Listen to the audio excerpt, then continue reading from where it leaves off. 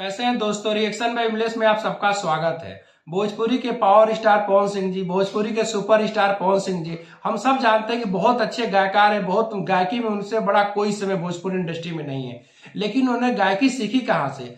गायकी सीखी उन्होंने अपने ही चाचा अजीत सिंह जी की वजह से। हमेशा जब भी कोई मंच होता है, कोई प्रोग्राम होता है, तो अपने चाचा जी का नाम लेना वो कभी नहीं भूलते हैं। वो चाचा भी हैं और उनके गुरु भी हैं। हमेशा पवन सिंह जी बताते हैं कि जब मैं छोटा था तो छोटे उम्र से वो मुझे गायकी का रिवाज कराते थे, हर जगह गायकी सिखाते थे, हमेशा उसकी प्रैक्टिस कराते थे। और जहां भी कोई फंक्शन होता था, चाहे भजन होता था, कुछ भी होता था, छोटा मोटा प्रोग्राम, तो अपने साथ मुझे साथ में ले जाया करते थे और वो मुझे गाना गवाते थे और गाना गाने देने का मौका भी देते थे, जिसके वजह से आज मैं जो भी कुछ हूँ, आज मैं अपने चाचा जी की वजह से हूँ।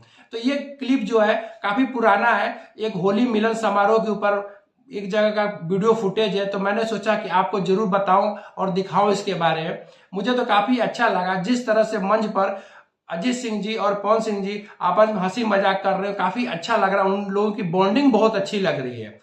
वैसे भी अजीत सिंह जी के जो मंच वाला प्रोग्राम होता है काफी कम ही दिखते हैं। वो अपने समय के काफी अच्छे गायकार थे, खासतौर से लोकगीत तो काफी अच्छा गाते थे अजीत सिंह जी। लेकिन इस समय उनकी गायकी बहुत कम देखने और सुनने को मिलती है।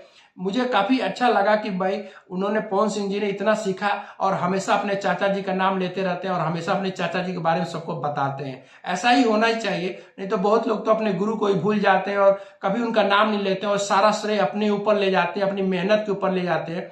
लेकिन पवन सिंह जी कभी नहीं भूलते। वो अपने चाचा जी, अपने जो गुरु हैं उनके, हमेशा हर जहां भी कोई प्रोग्राम होता है एक बार जिक्र जरूर करते अपने चाचा जी का।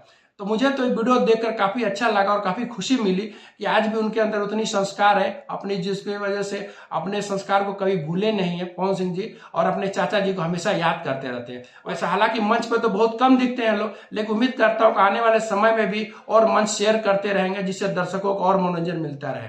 वीडियो देखने के बाद हमारे चैनल को लाइक और सब्सक्राइब जरूर करिएगा। अगले वीडियो में फिर मिलते हैं। नमस्कार।